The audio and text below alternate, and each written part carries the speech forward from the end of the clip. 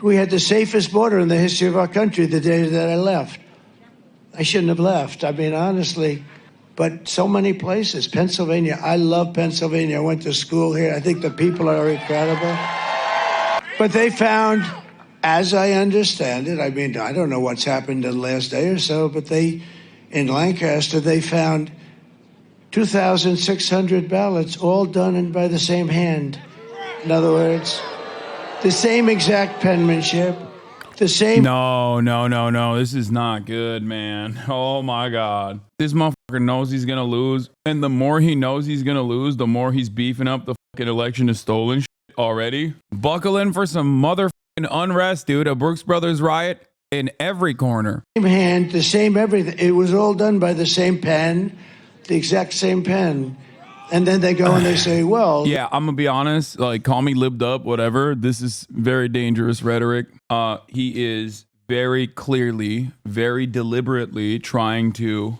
he's kickstarting the process. When he thought he was winning, you didn't hear this shit that much. But now that he fears that he is going to lose... He's already started sowing the seeds of doubt, which is kind of stupid to do, especially like right before the election. You're depressing voter turnout again. Like even from a self-interest point, like this is literally what he did in 2020, this dumbass.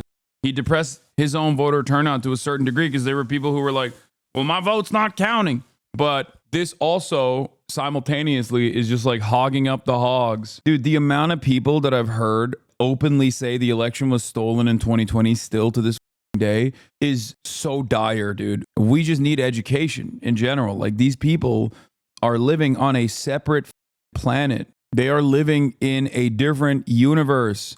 This is not good. You're getting libbed up. January 6th was funny. The problem isn't January 6th. January 6th was like directed towards one thing. The problem is the successful version of January 6th, which is the Brooks Brothers riot, which will happen in every state where they like physically try and stop the votes from being counted. Do you understand the issue here? Can you explain the Red Mirage stuff that we'll see tomorrow? I have heard stuff about it, but don't understand it. I mean, this happened in 2020 as well. Red Mirage basically is because Republicans in past election cycles have had a tendency to go and do same-day voting, that those votes are counted earlier than and faster than mail-in ballots and early voters. And this varies by state, but that is the reason why it looks like, you know, Republicans are winning in certain states. Early results give a false indication that the Republicans are actually winning by massive margins. And then once all the votes are counted, or when you look at certain projections,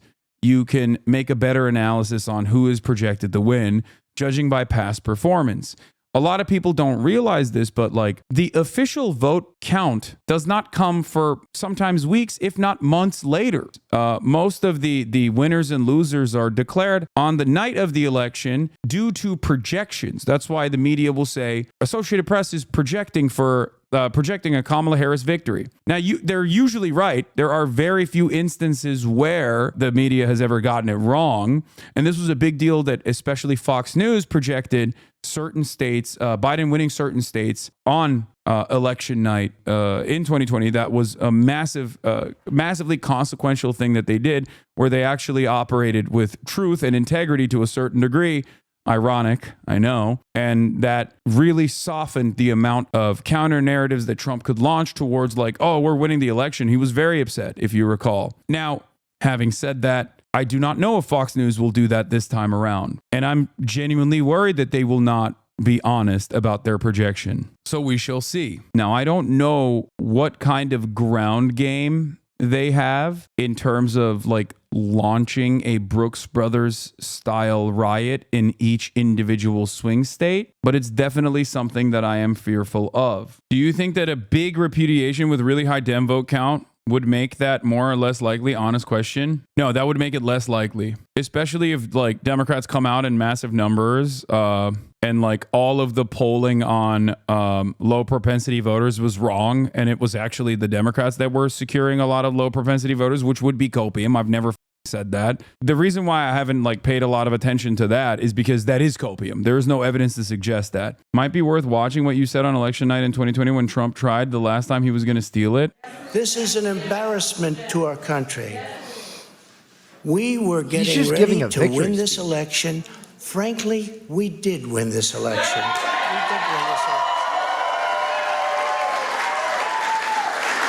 So our goal now is to ensure the integrity. This is a very big moment. This is a major fraud in our nation. We want the law to be used in a proper manner. So we'll be going to the U.S. Supreme Court. We want all voting to stop. We don't want them to find any ballots at 4 o'clock in the morning and add them to the list. Okay? What? Oh, he's doing it's it. A very sad. The mad lad. It's a very sad moment. To me, this is a very sad moment, and he's doing it. We will win this, and as far as I'm concerned, we already have won it. So I just. Yeah, this is legitimately scary shit. I can't begin to explain to you what kind of downstream consequences this will have. I hope that the governors and the states are ready for Donald Trump to do such a thing. So we'll see. Here. Hi, I'm Raleigh Williams, a guy with a climate science and policy degree and a raging obsession with an election that happened almost a quarter of a century ago. And this is a video about stealing a presidential election. Welcome to Climate Town.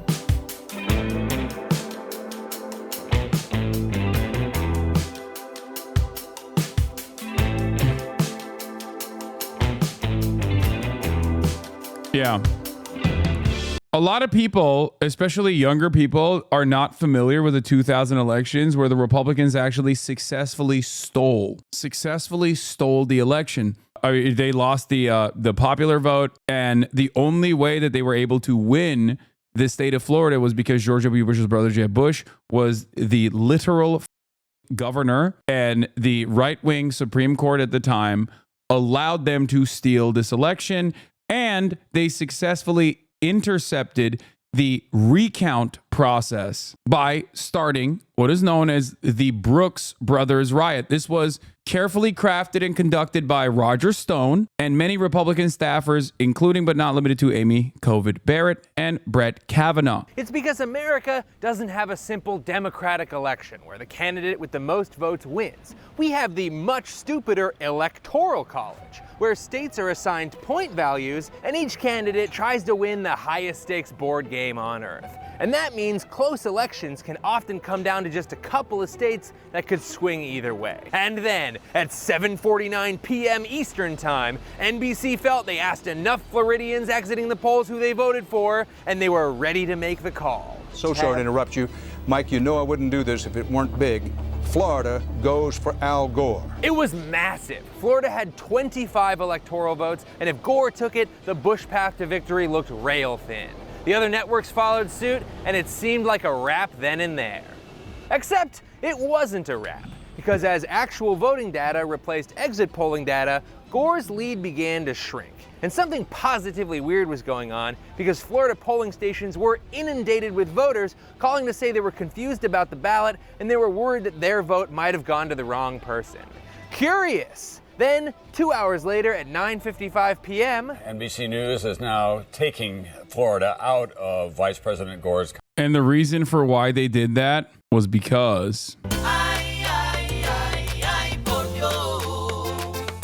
yo voy a votar por Donald Trump. Ay, ay, ay, ay, por Dios. Yo voy a votar por Donald Trump. This is how it happened. This is the story. The whole thing was a clusterfuck in a number of ways, but most importantly, it was so close that it had automatically triggered Florida Election Code 102.141, legally requiring an automatic recount of all the votes in the state. This election was not over, but Al Gore didn't know that, and was literally walking to the stage to concede the election when his senior advisor David Morehouse ran his down and stopped him. The drama. Imagine that moment. That's amazing. And then, in the most awkward phone call of his entire life, Gore called Bush back to unconcede. As you can imagine, Bush was pretty fucking pissed. The conversation got heated, and Gore apparently ended the call with something to the effect of, "I don't care what your little brother says, this isn't over." And that's a pretty badass thing to say. It's also a little confusing, but in this case it makes perfect sense because George Bush's little brother is Jeb Bush. And in the year 2000, Jeb Bush was the governor of Florida. Uh-oh. I told my brother that we were going to carry Florida for him. Is that going to be a truthful statement? Uh-oh. It better be. So the race Jeb! It's fucking Jeb! It's Jeb time! moved to the Sunshine State, where the 5.8 million votes cast in Please Florida clap. would be machine recounted to see if Bush's 1,784 vote lead would hold. And as the computers rescanned the votes, Bush's lead steadily shrank down to just 327 votes. But that's not all. There were an additional 171,000 ballots that the machines had just skipped because either they couldn't read any vote or they read multiple votes. Which makes sense if you remember the many calls on election day about confusing ballots and defective equipment. Good thing Florida state law says we'll take these 171,000 ballots and recount them by hand, right? Florida law, and the law in many other states, calls for a careful check by real people of the machine results in elections like this one. But Team Bush had a slightly different take. They wanted to not count any more votes. Yeah, they did a stop the count. Now, some of you probably remember when they did that exact same thing in the 2020 election. It was additionally funny, however, because on some states they were saying stop the count. In others, they were saying count the votes. It was very confusing, but that didn't stop Republicans from advocating for whichever position suited their purpose. Now, the little problem that the Republicans had during the 2020 election is that, well, the Democrats were winning. It's a lot harder to stop the actual normal process when the votes are still being counted. I don't know if they'll stop. I don't know if that is going to stop the Republicans from trying to stop this process this time around, but it's definitely a harder thing to do versus, oh no, the votes have been counted, it's over, you lost. And declared George Bush president immediately.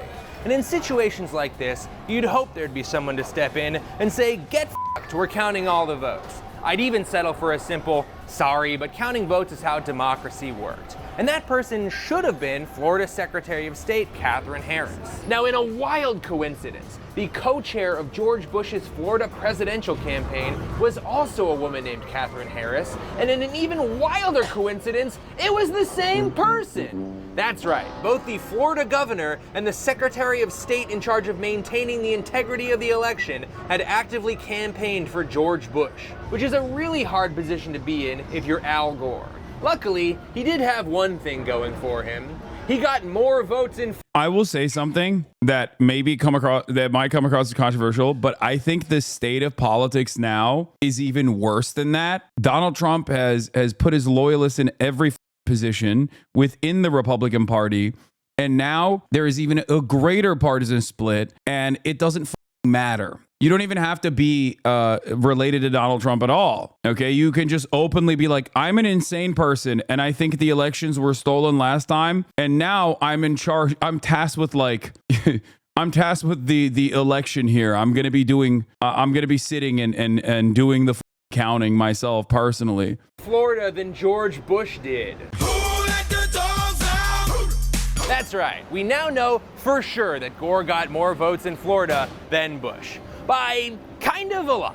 Unfortunately, some serious problems with Florida's voting system invalidated literally thousands of ballots that would have gone for Gore. First off, thousands of voters across the whole state of Florida showed up to the polls and found they're not allowed to vote. That's right, newly elected governor and longtime little brother Jeb Bush oversaw a purge of the voter rolls. Interestingly, this strategy, and this is the reason why I've always maintained the position that Donald Trump was not unique in the way that he said that like illegals are voting or whatever the fuck. This strategy has always been in place. This strategy was first originally advocated for by Paul Weyrich of the Moral Majority. Okay, this is a ultra-Christian evangelical group that originally created the massively consequential evangelical base of support for the Republican Party. Paul Weyrich very openly used to say, a lot of you have goo goo gaga government syndrome. Many of you think everyone should go out and vote. You're stupid.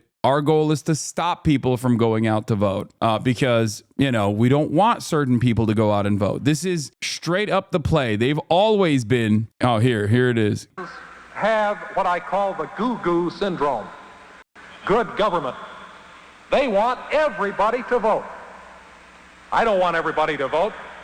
Elections are not won by a majority of people. They never have been from the beginning of our country, and they are not now.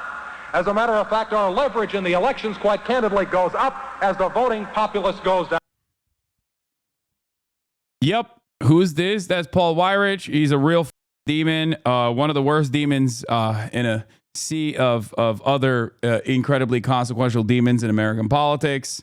He is the godfather of the modern conservative movement, I would say. A Catholic man himself who recognized that the evangelical base of support was just waiting to be activated. Now, one thing you have to understand is that in order for Republicans to get away with voter suppression in the form of adding unnecessary hurdles to how people vote, whether it be voter ID initiatives, whether it be purging people from the voter rolls, voter registry, there needs to be a reason for that, right?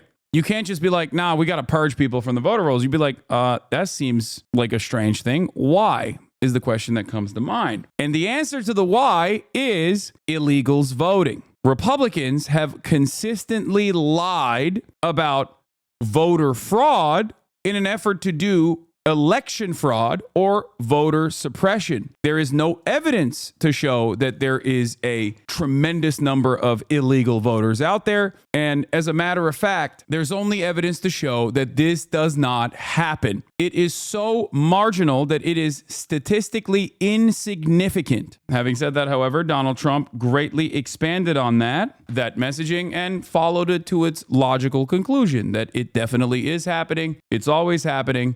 So I'm just not going to agree to the results of the election. And they're gearing up for that already. Donald Trump has, this time around, in this election cycle, said, elections are about who has a better legal team. Republican National Committee is now suing the city of Milwaukee over observer access to early voting polling places, access on election day. And they've already started, and they're not going to stop. Now, down here in Palm Beach County, they used a ballot with such bad graphic design that thousands of Democratic Jewish voters accidentally voted for the alt-right anti-Semitic candidate Pat Buchanan. Yeah. The Democrats were listed second. I punched the second hole, and that second hole was for Pat Buchanan. And this is not just like my opinion, man. Yeah. Here's Pat Buchanan himself. If the two candidates they pushed were Buchanan and Gore, almost certainly those are Al Gore's votes and not mine. That right there is another change in attitude where you had an overt anti-Semite go on television and be like, yeah, these Jews did not vote for me. Can you imagine a Richard Spencer type saying some shit like that now? No, absolutely not. That guy was the OG alt-right guy. Now the alt-right is packaged directly under the MAGA banner. Can you imagine a Nick Fuentes type person saying that shit now?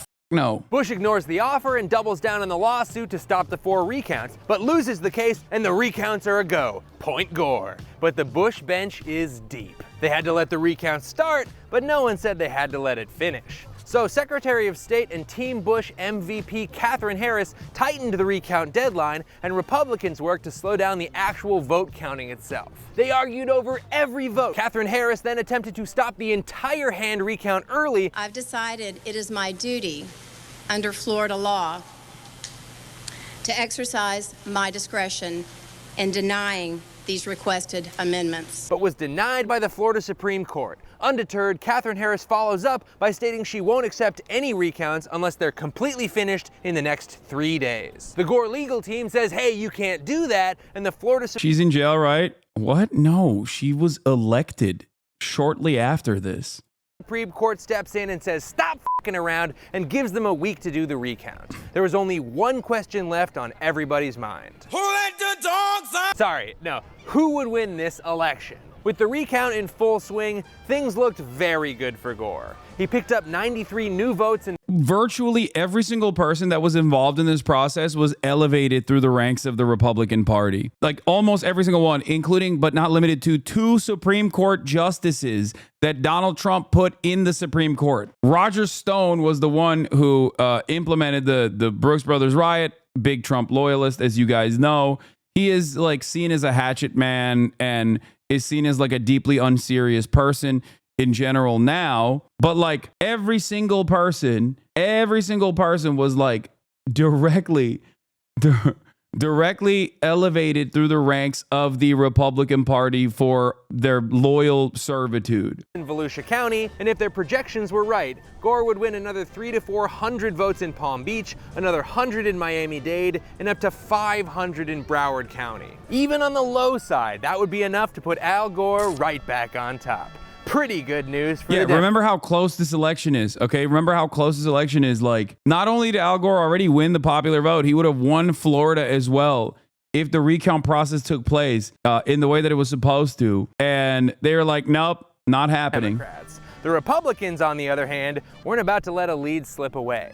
They devised a new method to ensure none of those votes got counted. In Miami-Dade, a young Roger Stone had teamed up with other Republican operatives, and while the hand recount was happening on the 18th floor of the Clark Center building, a horde of what appeared to be angry Floridian protesters stormed the building.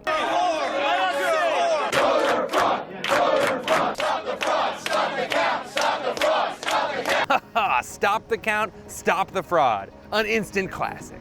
This horde of men in suits banging on windows and attempting to stop the count, stop the fraud. Disrupt an American presidential election would become known as the Brooks Brothers Riot, after one of Gore's lawyers was chased down and harassed for the crime of having a sample ballot in his hand. The Miami-Dade Canvassing Board felt sufficiently threatened, and they had had enough.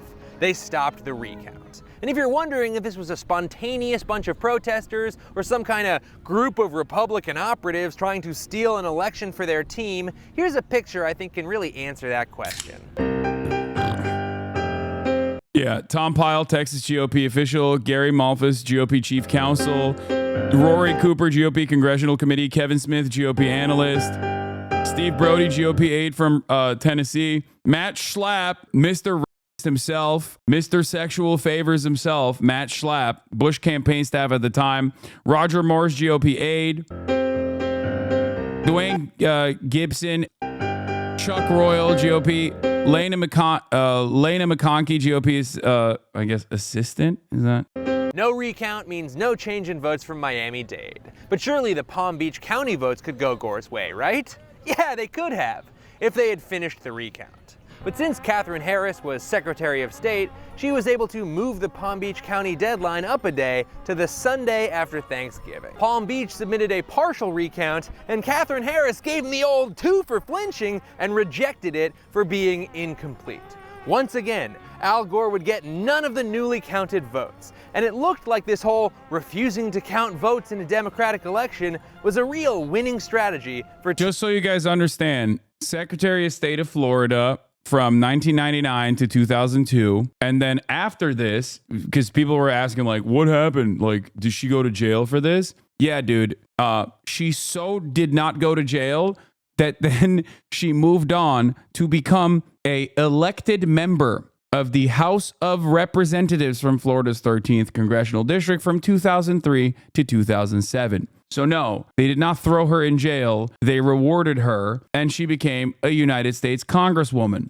Team Bush. I hereby declare Governor George W. Bush the winner of Florida's 25 electoral votes for the President of the United States. But not so fast, Jackson, because Team Gore knows how— Yes, the recount was going to flip it to Gore, and she moved up the deadline while knowing they wouldn't be able to hit the deadline. So in doing so, she invalidated the recount entirely, handing Bush Florida with a margin of victory of 537 votes and thus the presidency. And for those of you who were too young to remember, despite the fact that George W. Bush is now seen as like a hero by liberal circles because liberals are disgusting in the way that they whitewash war criminals, George W. Bush's administration was significantly more consequential for American domestic policy and American foreign policy, i.e. the entire globe's policy, than Donald Trump. This is why I will never agree with people who say Donald Trump is worse than George W. Bush. He was not. How to play the hits. They filed yet another lawsuit, and the Florida Supreme Court decided that they weren't going to let a bunch of computers that looked like this and George Bush's 2 best friends decide who got to be president. That's right, it's the Supreme Court of the United States. And under the flimsiest of legal pretext, they've decided to take Bush's case. Rather than let Florida complete a legally mandated hand recount of their own votes, the 5 Republican-appointed conservative justices closed ranks and voted 5-4 to stop the count and end the election, officially handing the presidency to the guy who both lost the popular vote and received fewer votes in the deciding state. 5-4, huh? So you do understand democracy. And as if to admit that they shouldn't have stepped in to subvert an election, the 5... Yeah, good thing that the Supreme Court isn't like slammed in that direction. Oh, wait, the people that worked on this process literally are now in the Supreme Court themselves. Oh my God, it's 6-3 now. Oh my God! The Supreme Court is about to have 3 Bush v. Gore alumni sitting on the bench. Judge Amy Coney Barrett, once confirmed, will be one of 3 Supreme Court justices who assisted the legal team of the then Texas Governor George W. Bush in the Florida ballot recount battle that came down to a single vote at the Supreme Court. Not only did they have a 5-4 majority at the time, and some of those dipshits are still in the Supreme Court, including but not limited to Clarence Thomas, as you saw, they also literally put people who were directly working with the Bush campaign at the time to do this into the Supreme Court. When you look at the situation presented to you, like in front of you, and you're like, why does shit seem worse every year? Understand that this machine has set forth decisions long before you were born that is marginally making shit worse every single day. This is the long con, just like the Roe v. Wade decision. Endlessly consequential and unimaginably unpopular, the Roe v. Wade decision. That decision did not happen overnight. The Federalist Society wanted to do this for almost 40 years. It's really hard not to sound like a conspiracy theorist when we're dealing with moves that are 40 years in the making.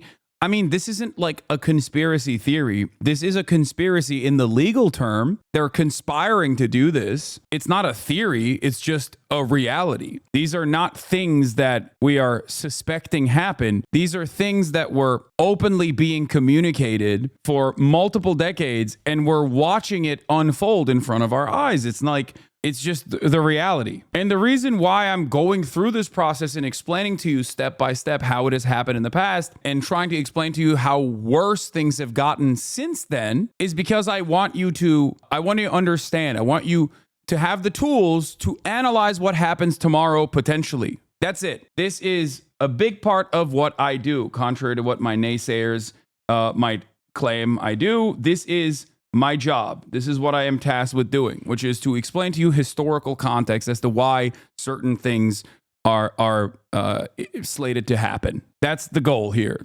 Hopefully your takeaway is we must not repeat the mistakes of the past. That's the goal of giving you historical context. I hope this helps you kind of come to terms with why I'm so critical of the Democratic Party's messaging on this stuff whenever they say dumbass like, we want a strong Republican Party. There is nothing that frustrates me more than watching the party that I'm supposed to be in favor of, supposed to be in support of, the party that is supposed to closely align with my values, maybe not with the entirety of it, but like still the party that is supposed to be the counterbalance against like the endless creep towards fascism, openly priming their base to normalizing this kind of shit.